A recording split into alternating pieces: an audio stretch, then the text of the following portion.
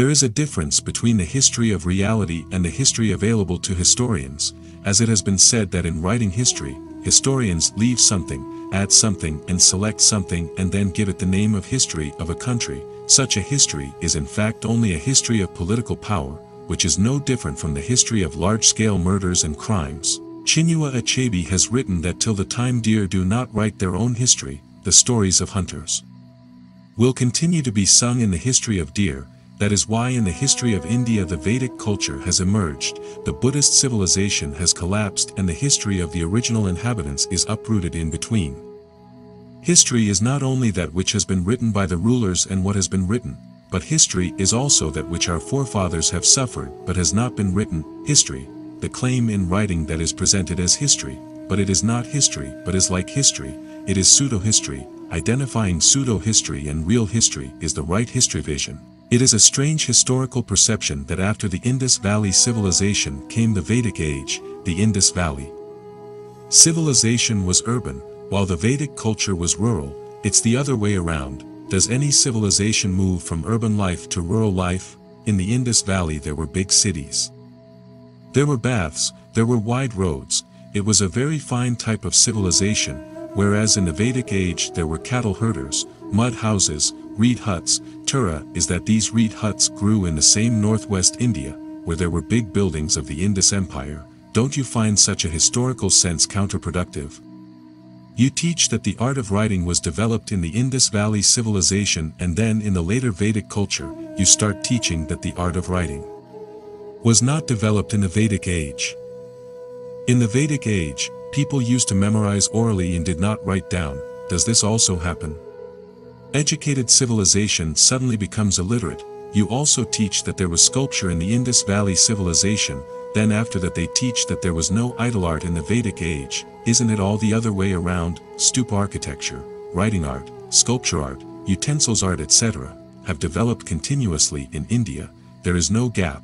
If you are seeing such a gap in history, then it is visible because of adjusting Vedic culture in Indian history. What kind of historiography is this that the Vedas, which do not have historical evidence of their own, have been accepted as historical evidence? The Rigvedic age, then the later Vedic age, then the age of the Sutras, then the age of the epics, then the age of the Dharmasastras. This is not the physical history of India, this is the history of Sanskrit literature. The physical history of any country is not written like this, it has not even been written. This is how the history of literature is written. Vedic era is not a terminology of history in true sense. Have you read Bible era, Quran era somewhere?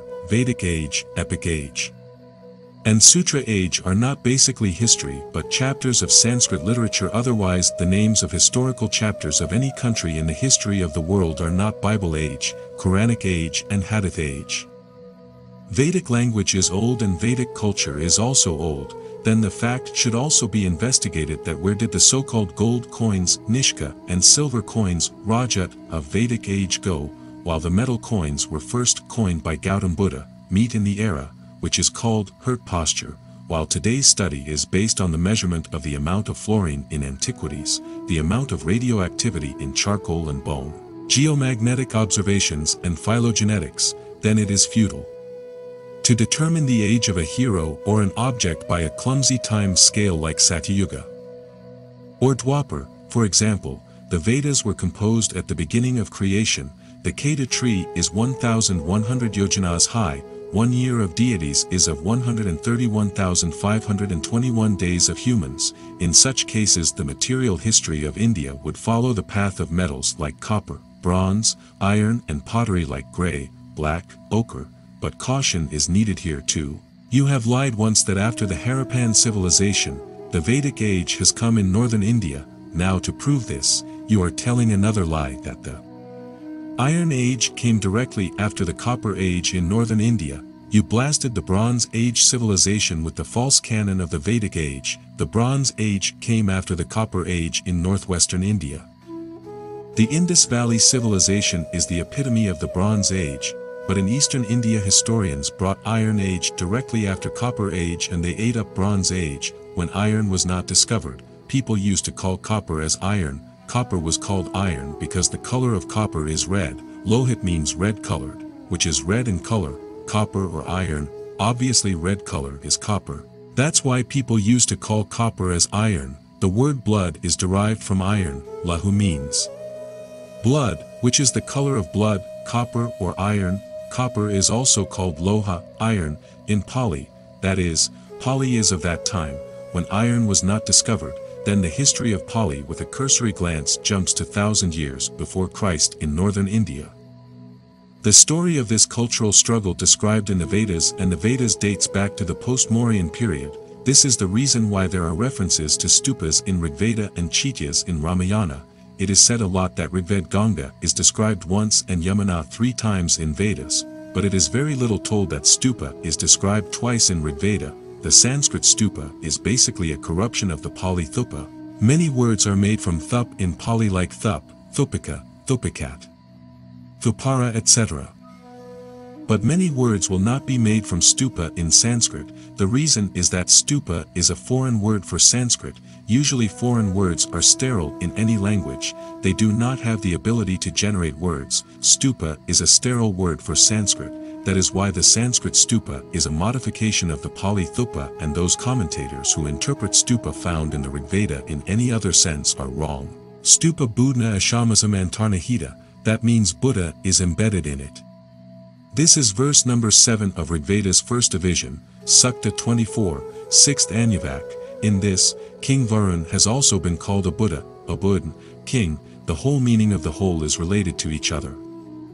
The meaning is somewhat different in Sayana Bhashya. Abudin Raja Varuno Vanasyurdvam Stupam Dadate Pudaksha, Nachina Sturapari Budna Ashamasamantarnahita, Katav, Su, 7, that is, King Varuna, the one who covers all, with holy valor holds the divine effulgent sun god in the baseless sky. The face of this bright sun god is down and the origin is up.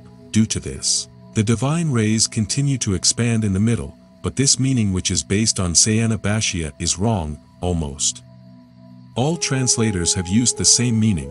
While interpreting it is necessary to look at the context, as it is self-evident from the above that Varun Raja's title is a Buddha, meaning that Varun was an anti-Buddhist king. Next is the matter of overturning the stupa, Ramayana, the epic of Indian religion and culture, whose saga was composed by sage Valmiki. Stupa is described in some sections in Ramayana. Following are some of the sections where stupa is described in Ramayana. Sundarkand, verse 66, in Sundarkand of Ramayana. A stupa has been described at the place marked by Sita Mata after Hanumanji entered the city of Lanka, Athos Thanam Chintayitvat Sita Mata Tadantik, accessible Tata Kranchanalam. Shikara Sankulam, Tatra Stupam Susankasham Vibhuti Prakritim Yatha, Angulatvam Vimanasia. Dadarshvanratama, that is, Hanumanji reached the city of Lanka and meditated towards the marked place of Sita Mata. Then he went there and saw the stupa situated at the peak of Kranch mountain, which was full of vibhuti and was in the shape of a plain, Aranyakand, Sarg 49, in the Aranyakand of Ramayana, following the Ashram Vasini scheme. A stupa has been described to Rama by a sage named Shubri.